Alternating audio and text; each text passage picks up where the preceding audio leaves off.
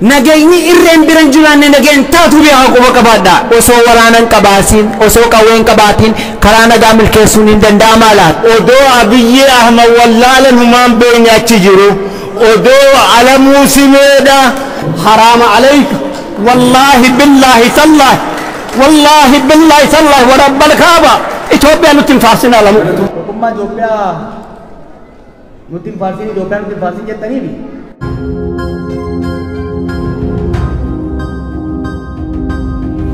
nagayni irreen biran jiraanne nagayen taatu bihaa quba qabaadha tole galatooma gaaffii ani gaafadhu gaaffii dhuunfaa koo otoo hin taane gaaffii namoonni kallattii miidiyaadhaan gaafatan gaafadha itichaa guddataati Oromoo Diyaaspooraa miidiyaarraa Jawaar gaaffiin si gaafadhu dhuunfaatti jechuudha akka walii galaatti jechuudha jalqaba sochiin asitti baay'ee beekamtee Oromoo baay'een si leellise keessaa Oromoo First kan jedhudha isa kanaan immoo OMN hundaa'ee milkoominni guddaan itti dhufeera amma yaada Oromoo First jedhu gara Itoophiyaa Firstitti waan jijjiirtu fakkaata jedhamta isa kana irratti deebiin kee maali inni kan biroo waraanni bilisummaa Oromoo yeroo ammaa kanatti namoonni leellisu haala qabatama biyya sana keessa jirutti dhugumatti osoo waraanan qabaasin osoo qawween qabaatiin karaa nagaa milkeessuun hin danda'amaa laata isa kana akkamitti ilaaltu waddi kafaa'u inni kan biroodha obbo Baqqalee Garbaan amma gaafa dubbatan baay'een isin kabaja barsiisaa kooti haa ta'u garuu waan kaastanitu jira dubbii keessan keessatti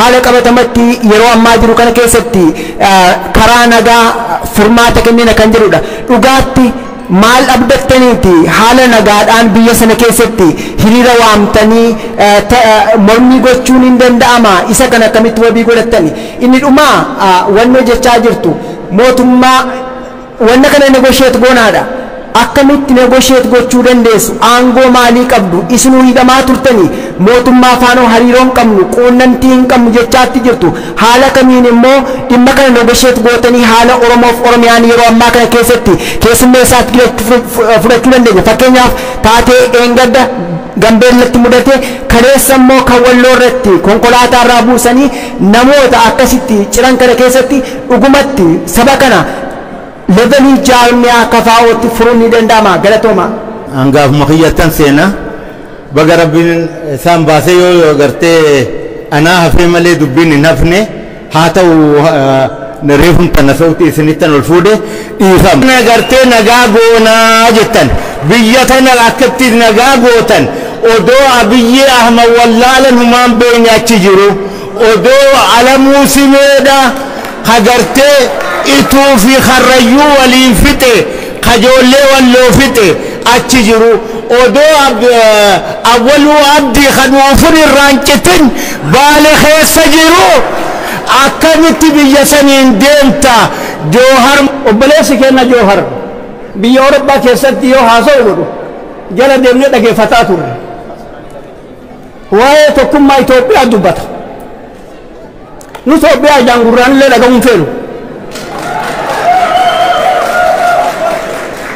never duune awwaalamna malee arrarraa qabnee Itoophiyaa dhagahuun feenu waan kana lamuu akka nutti hin deebine nuti cinaachi keenna gubatee jira nafni keenna cinaan muramee dhumee jira kalee balee guyyaa dhangaddaa banii shaangulitti ilmaan Oromoo waan godhan argu jirtan isin nagaa uumnettan nagaa uumna jedhee Joohar biyyatti gale nagaa dhabee mana hidhaa seene nasbee isaa rabbi baase badbi nagaa isa deebise yaa obboleeyyan tiyya waliin sobnu بليز تكم أنا إيجا بالله عليك قافة بيتي قلنا بقلا دربا ولين ولا قدكني ورانا ورمو الرأي كني قلتن ورامي سمي يا تسني دمي نمني وان جلسني دبتجرا هنجو أرلي أموتو ورانا ورمو كديجا وفي جيسه هدأنا وهدأته دينا وفرّا فرقو جيسايرو dura dhaabatanii tokkummaa Itoophiyaa maaliif faarsan haraama alayka wallahi billahi tallahi wa rabbal kaaba Itoophiyaa nutti hin faarsinaa lamu waan uummanni jedhu dhaga'uun feena nuti waan baay'ee amma qabsoo yoo fudhannee fi nuti duraan dursa waan isin nu beekuu qabdan tokkotu jira. Koongiresiin Federaalawaa Oromoo jalqabee gaafa ijaaramuuti jalqabee mala qabsoo isaatii lafa kaa'ateera. Dhiiroo kana nu dhagaa mala qabsoo isaatii lafa kaa'ateera. Kana jechuun nuyi malli qabsoo biraa hin deemsisu jennee hin beeknu har'as hin jennu. Gara biraan hin deemsisu hin jennu nuti garuu kan keenya isa kanaa jennee lafa kaa'anne. Waan haaraa amma uumnes miti kun. Armaan duras waltajjii kana irrattis dubbanneerra waltajjiiota biroo birattis dubbachaa turreera. Nuti mootummaa jala qeequu mootummaa irratti uummata kakaasuu osoo meeshaa itti hin dhukaasin garuu mala jiran hundumaatti fayyadamanii mootummaa irratti dhiibbaa gochuu ni danda'ama jennee amanna. Kana har'a jalqabne miti yoo dhugaa dubbanneef jechuudha. Kanaatiif akka haaraatti otoo nu gaafachuu baatanii gaarii. Garuu ka biraa immoo ka keenya qofatu sirriidha jennee jala dhaabbannees hin beekne. Nabi Oromoo falmu karaa barbaade hundumaa haa falmuuf. Karaa lolachuun irra jiru hundumaa haa lolu. Isinis warra as jirtan nuun qofa nu gargaaraa isiniin hin jennu nuti. Nu qofa nu deggaraas hin jennu nuti. Ka deggeruu barbaadan deggera. Maallaqaanis deggera. Qaamaanis deggera. Mooraaliinis deggera. Dippiloomaasiinis deggera. Waan barbaachisu hundumaatiin bira dhaabbadha. Yoo kan keenya hin deemsisaa haga tokko hin deemsisa hojjettan yoo nu deggertan hin barbaanne. Hin deemsisu hojjettanis gaariidha nuuf. Nuti oopshinii dhuma isiniif dhiyeessaa jirra. Kanaaf uummata keenyaatii fi waan haaraa miti waan nuyi har'a dubbachaa jirru jechuudha. Ishee kana duwwaa akkasiin nu beektan barbaanna. Waraana bilisummaa Oromoo qawween hin barbaachisu kana hin barbaachisu hin jenne nuti. Isa waggaa duraanii sana yoo dubbanne yoo taate immoo adda bilisummaa Oromoo fi mootummaan walii galanii haasawaarra turaniiru. Waggaa 4 dura isa ture yoo dubbanneef jechuudha. Waliin haasawanii waraanni bilisummaa Oromoo nagaadhaan uummatatti makatee poolisiitti makatee waraana raayyaa ittisaatti makatee inni qotuu barbaadu qonnaatti deebi'ee inni daldaluu barbaadu waan ittiin bizinesii jalqabu kennamee fi gara jireenya nagaatti ni deebi'a akka jedhu isaan turratti walii gale nu miti dhaabbilee turratti walii gale utuma kana irratti walii galanii haasawaa jiranii garuu lolli immoo deemsifamaa ture biyya keessa. Gaafa lolli deemsifamu maal fakkaata jennee gara Wallaggaa deemne waliin waan uummanni jedhu dhageenye uummanni waan inni jedhu immoo tokko lamatu otoo hin dhoksini finneetu adda bilisummaa Oromoos bakka jirutti mootummaanis bakka jirutti dhiyeessine. Gaafa dhiyeessinu ammas deebi'anii irratti walii galanii koree tokko hundeessanii koreen sun immoo uummati bakka jirutti laayivii bakka darbaa jirutti maqaan keenya tokko lama jedhamee abalu hin ta'u hin ta'u jedhamee kufaa maal jechaa eeruun kennamee achi keessatti maqaan keenya eerame. Eega isaan walii galanii booda nuti waliin amannu garuu qaamni nu gidduu taa'ee qaamni amanamu tokko koree nuuf dhaabbatu jennaan koree sana keessatti nu hundoofne achi keessatti hojjennu. Akka sanitti nama galuu barbaadu galchine nama galuu hin barbaanne dhiifne. Akka walii galtee isaaniitti warra fidne sana immoo hordofnee maalirra akka isaan ga'an maal hojjechaa akka isaan jiran hordofuudhaaf gujennu mootummaan nu dhorge kana. Nu dhorguusaa immoo uummatatti beeksifne nuti. Silas walii galtee isaanii hojiirra oolchuudhaaf ture. Maaliif gaafa sana abii waa inni ta'u hin beeknu lammaan gara inni adeemaa jiru hin beeknu nuti. Isaantu walii gale walii galtee isaanii kana immoo nuyi koree bilisa ta'e niwutiraal ta'e tokko nuufa uumamu malee walii keenya namannu waan isaan jedhaniif achi keessatti gargaaruudhaaf itti seenne. Oromoon maaliif walajjiisaa isa jedhu nuyi quuqamuma oromummaadhaaf qabnuudhaaf garraamummaadhaan yookaan innocently waan sana resolve gochuudhaaf yookaan rakkoo sana hiikuudhaaf gidduu seenne. Akkaataan itti seenuunis immoo akkuma nama isinitti mee baay'een keessan quba qabdu. Waltajjii ma akka kanaatti deemaa ture irratti maqaan keenya kan eeramee akka carraa keessa gallee jechuudha. Kanaaf waan isa booddee ta'e hundumaa immoo gabaasneerra.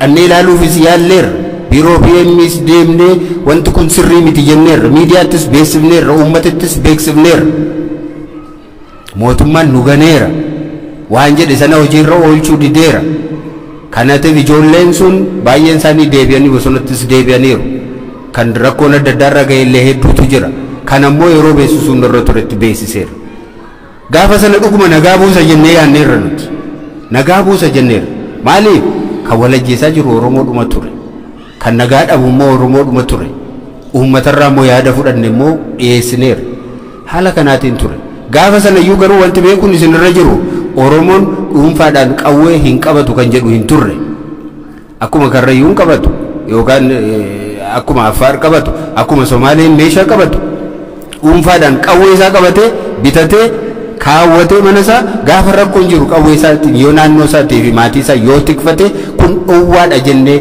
yookaanis immoo warra akkanaa akka isaan meeshaa isaanii lafa kaa'anuuf namni gaafate hin jiru waliigaltee sana keessas hin jiru. In fact wanta nu gochaa turre push gochaa turre haga tokko qawwee dhuunfaadhaan Oromoon qabatu atis mana keetti bitadhu kaadhu innusinis mana isaatti bitatee haa kaawwatu gaafa rakkoon jiru ollaadhaan wal waamtee gurmuudhaan wal waamteetu maatii keerraa gosa keerraa saba keerraa naannoo keerraa diina roorrootiin ofirraa ittista kan jedhu ture garuu biyya tokko keessatti immoo akka kanatti ani waraana abaluuti jedhanii socho'uun sirrii miti jedhanii adda bilisummaa Oromoo fi mootummaan waan walii galaniif walii galtee sana hojiirra oolchuudhaaf bobba'an akka Oromootti rakkoo Oromoo hiikaa jennee yaanne nuyi gaafa sana waan gara fuulduraatti ta'uuf deemu quba hin qabnu ture kan nutti dhaga'ame nuuni dararama Oromoon keessa ture nagaa dhabiinsa inni keessa ture kan baay'ee nu yaaddesse kanaatiif waan kun hin hiika ka jedhu abdii ture gaafa sunii fi har'a immoo tokko miti hin ilaaltaniif gaafa sanarra har'arra taa'anii waan gaafa sanaa dubbachuun yookaan xiinxaluun baay'ee nama rakkisa nuyi dhuguma quuqamoo saba keenyaaf qabnuuf goon dogoggora hojjettan dogoggora indee fudhachuu dandeenya otoo sin ta'eetiin gootumoo hin gootan utuutu waamamtanii Oromoo lamatu warra rukutaa jira itaabaa Joorshiin gaafa sana ture sarara jirus Oromoodha Muummeen ministeeraa Oromoodha inni warri waraana ajaju hundumti isaanii Oromoodha ugguu isaan taa'anii lakki waliin ajjeefnu walii gallaa yeroo isaan jedhanii adda bilisummaa Oromoo wajjiniin yeroo isaan walii galan teenyee dhageenyeerra and for the first time gurra kootiin yeroo isaan walii galan taa'ee gaafan dhaga'e imimmaan buusee boo'eera gammachuudhaaf jechuudha qophaa keenya teenyee waa'ee dhimma keenyaa haasawaa jirraa ofii keenyaan waan keenya murteeffachaa jirraa walii galaa jirraa afaan tokko haasawaa jirraa yaa rabbi si haa galatu jedhan kanaatiif akka koreetti bobba'aa yeroo jedhan I was the first to move saba kooti kan nagaa dhabe nagaa buusaa jedheen yaade gaafa sana kanaaf badiidha jedhe yoo sabi kun dubbate okay nan fudhadha yookaan hin fudhannan iyyuu garuu gaafa sanatti badii hin turre waan qulqulluu ture waan dhugaa ture waan sabi sun gaafa sana keessa ture in argina turre rakkoon amma jiru kunis akka inni as ga'u hunuma ilaalla turre jechuudha kanaaf kana isinuma fanniisaan gaafi sana akkaataan nuti waan kanatti itti seenne waan nuyi hojjenne eegasiis mootummaa kanarratti garaa kutanne mootummaa nagaa barbaadu akka inni hin taanes muranne qabsoo keenya isa jalqabaatti kan nuyi seennes eega sana boodan eega sanaati mootummaa kanaa wajjiniin guyyaa tokko walii gallee hin beenu osoo nu ari'u osoo nu hidhu osoo hojiidhaan nu baasu waajjira keenya osoo cufu waan meeqa utuu nu danqu kanuma keessa baanee deemaa jirra hidhaas fudhachaa jirra rakkoo jirus fudhachaa jirra maatiin keenyas waan hundumaatiin rakkoo kana baachaa jiran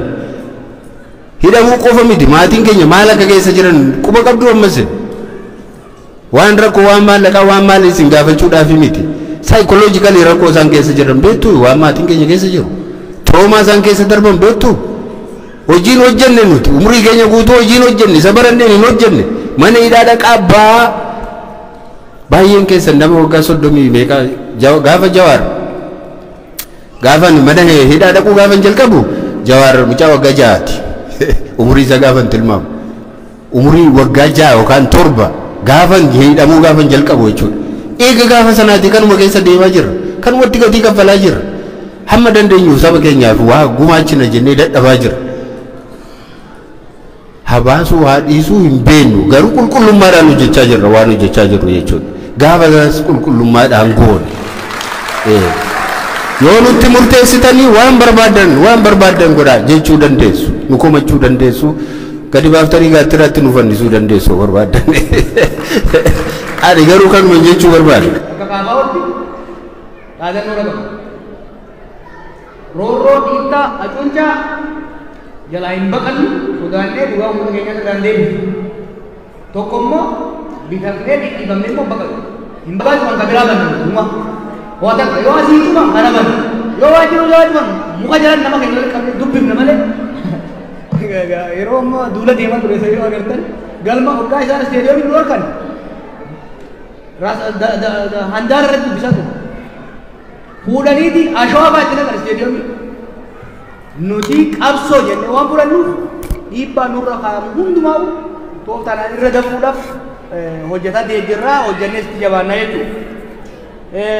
Ka hayyoonni wal arrabsuu hogganoonni wal arrabsuu jettaniif nuti akka paartiitti koodon kondaakta naamusa hayyuu tokkos hoggana tokkos dhaaba tokkos hin arrabsinus qeeqasee barbaachise keessaan deebisina. Yoo nu arrabsan immoo irraan kaa'an qaamni keenya gogaan achaati ni beektanii akka hamaatti fillaannu ittillee aarru har'a walii galuu baannaan boru walii gala mara qoonni jiru amna qabsooti nuti garuu nuti iyyan nuti wacan nuti duulan jennee hojii keenya irraa sakallii takkaaf duuba dhaabannu itti fufnaa jechuu kana beekamuudha. Isin garuu osoo akka keenya taataniif jaalanna osoo wal arrabsuu baattani osoo wal xiqqeessuu baattani falmii qabdan naamusaan osoo walii dhiyeessitanii gaariidha. Nu garuu akka beekanii dhukkee nurraa kaasaa kan hayyama qabdan maa yaadina.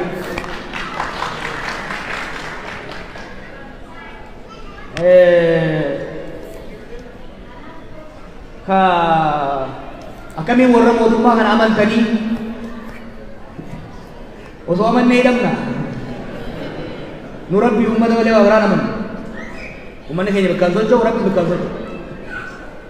Garuu aangoo qabanii humnaan aangoo irra jiranii tooftaa qabnuun hara hundaan akkuma Baqqalaan jetti dhiibbaa irratti goona mariidhaaf furamuu qaba jenna. Mariidhaaf wajjin taa'ee mari'achuudhaaf qophiidha. Maaliif gadoo kaleessaa laallee rakkoo kaleessaa laallee biraallee ishee barnu dachii irratti waliin lolle ooyiruu daangaa walitti daballe akka ajaa'ibaa wal jalaa fudhanne hin qabnu waan dhuunfaan qabnu wanni irra wal lolle siyaasa adeemsa irratti kaayyoo irratti kan hidhaniifis waan dhuunfaan ijaan irraa qabaniif miti. Gaafa nu gadhiisanii marii goona jaan mari'achuuf qophii yaada sana irratti dhugaa keenya kaayyoo keenya akeeka keenya lafa qabannee dhiyaanna. Mootummaa bilisigannaatiif miti sheeyitana wajjinis teenyee dhimma Oromoo dhugaa Oromoo falmuudhaaf qophiidha nu yeroo kamiyyuu kan namni beekuu qaba jechuudha.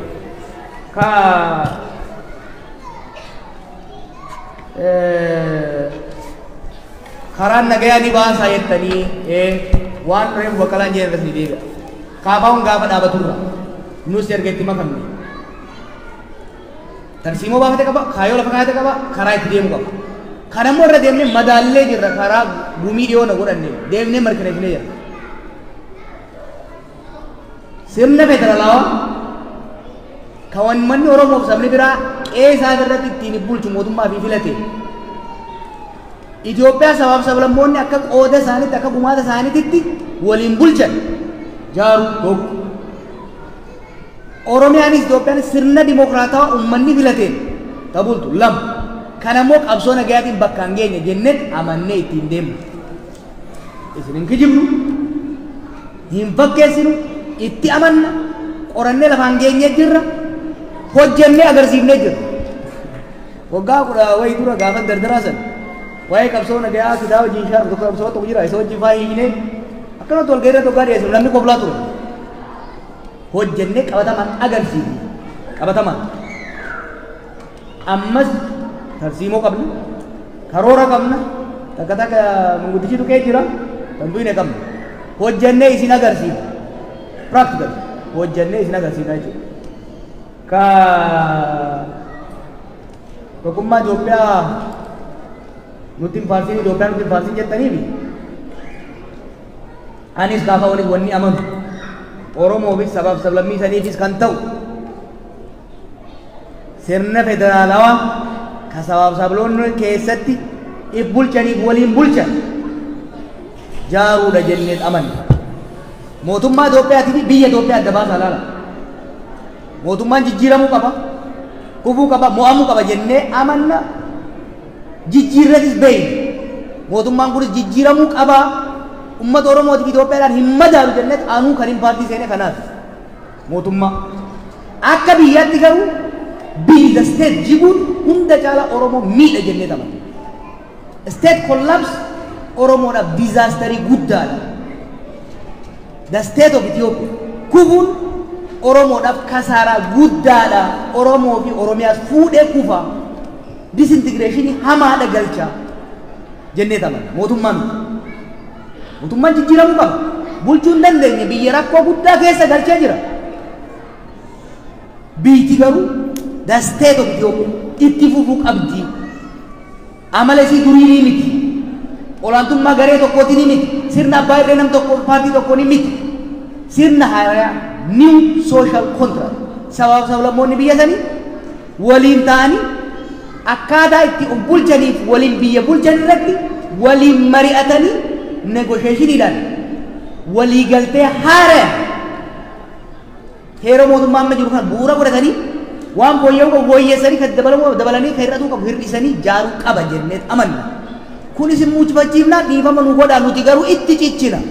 Garuu Itoophiyaadhaaf jecha Itoophiyaa tursiifna jennee lola saba tokko irratti illee hin bannu. Nuti Itoophiyaan jijjiiramuu qabdi. Itoophiyaa haaraa hariiroo haaraa new social political and economic relation exploitative kan hin taane kan aadaan garee tokko irratti olaantummaa hin qabaanne kan namni tokko akka fedhate irratti hin fincille sirna dimokiraatawaa sirna federaalawaa dhaabuutu Oromoodhaafis sabaaf sablammoota hundaafis isa ta'a jennee amanna. Tanammoo ni jenna waan itti amannuuf waan saba keenyaaf ta'uuf waan sabaaf sablammoota biraatiif ta'uuf jennee amanna. Kana taakkuu takka irraa duuba hin deebinu. Kanaaf Itoophiyaa haaraa ijaaruu irratti ni hojjenna. Itoophiyaa haqa Oromoo, haqa Somaalee, haqa Amaaraa, haqa Tigree, haqa Walaayitaa eeyyu. Ka Walaayitaan Sidaamni agawu naannoo isaati irratti ittiin bulchu biyyatti immoo akka gumaatatti aangoo qabeenya qooddatee dirqama qooddatee hojjetu ni ijaarra jennee amanna jechuudha. Ka waboo hiikkachiisuudhaan Baqqalaan sirriitti ibsee jira. Yeroo tokko tokko kijibni waggaa irra deddeebiin dhugaa fakkaata. Seenaa miti bara kaasa'u jiru. Waan dheengadda goone bara. Waan dho'isaan goone miti bara. Waan ifatti ta'e. Addi bilisummaa Oromootii fi mootummaan Asmaraa irratti walii galanii addi bilisummaa Oromoo shororkeessummaan irraa ka'ee paartii nagayaa ta'ee itti fufuudhaaf waraanni bilisummaa Oromoo ka Gimboo Sabaat ka ONLF akkaataa DDR sadarkaa jedhamu Disam Demobilize Reintegrate jedhamu kan barbaadu qaama nageenyatti kan barbaadu hojii dhuunfaatti akka seenuuf walii galamee itti dhufan. Nuu miti kan kana godhe dhaabbilee lamaan mootummaa fi abaa'ootu walii galee dhufe. Akkasimoo akkasii achi turtan argaa turtan ifatti bara. Abiyyi hin dhayne Asmara Warqinaaf Lammaan hin dhayne. Sanirratti kaayee miti addi bilisummaa Oromoo Finfinnee haa gale. Erga galee booda raawwachiisuu irratti rakkoon isaan gidduutti uumame. Rakkoo kanaan uummanni keenya keessattuu kan Wallaggaa rakkoo hamaa keessa seene. Warri har'a kuma nu qe'ee kun bar rabbi sodaadha. Namni tokko achi gara galee ilaalaan ture nu gaafa nuti Wallagga dhaynu mootummaan hin jiru. Garuu osoo qabaman namicha kanatu ulaarra dhaqee bulchaa godina ulaatti dhaqee harka qabee fidee dubbisu ture. Complete anarchy ture. Namni keenya ni saamama ni ajjeefama. Kana hin dhaqinaa nu jedhan gaafa deemu. Eega dubbadha jettanii dubbanna. Hin dhaqinaa gaafa naaf inni kaa'atee deemnu. Hin dhaqinaa hin duutanii hin jedhan. Duutii biyya wajjin hirriba uummata keenya hin dhiibnu jennee itti murree hanga asoosaatti deemnu. Uummata keenya hin dhaggeeffanne. Akkuma kanatti televizyiinaan dabarsaa waliin mari'anne waan uummanni barbaadu. Uummata qofaa miti. Miseensota waraana bilisummaa Oromoo ni dubbifnu. loltoota raayyaa ittisa biyyaatiif poolisii oromiyaa ni dubbifne bulchitoota ni dubbifne manguddoota ni dubbifne qeesota ni dubbifne sheekota ni dubbifne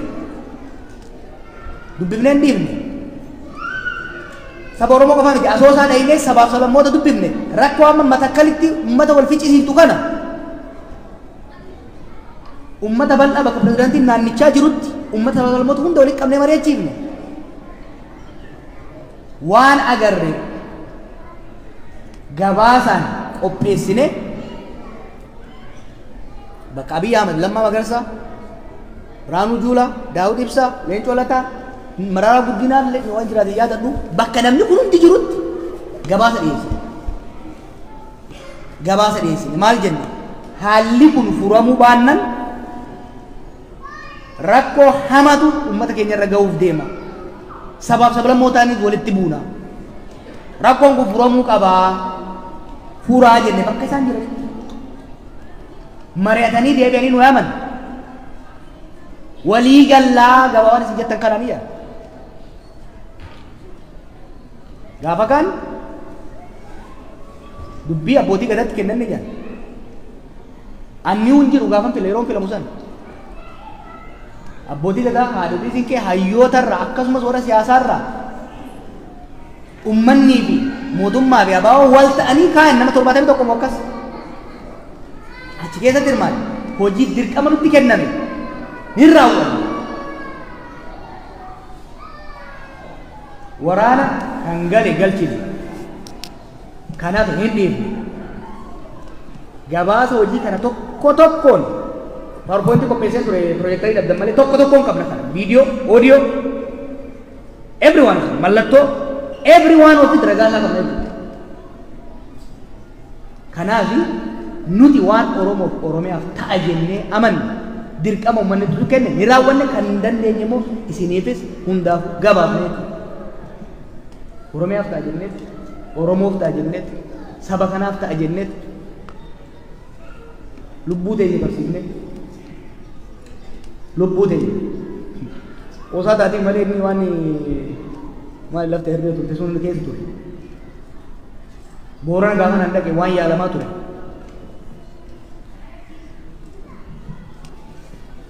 waan eeguu dabarree we tried our best sagaleen akaafee diddee diddii sagal akaafneeti ta'uu dinnaan qabsoo haareetti paartiitti makamneetti deemne jechuudha kanaaf rabbi yaa waan hin fakkaanne badii ni fudhanne waan hin balleessin garuu ofirraa itti himna jechuudha ka dhimmi walloo gaafiin keessaan dhufe jiru dhimma oromoota wallootiif dhimma oromoota oromiyaa bal'oo adda baasanii ilaaluun barbaachisaadha they are at grave danger kanaaf sochii siyaasaa goonu keessatti akka Arsiitti goonu Harargeetti goonu Baaleetti goonu Wallaggatti goonu Wallotti sochoonu jechuun doongora guddaadha gatii guddaa nu kafalchiise yeroo darbiraa gatii guddaa painful gatii guddaa nu kafalchiise kanaaf wal hubachaa of eeggachaa deemuu barbaachisa kan waan jaalatan irratti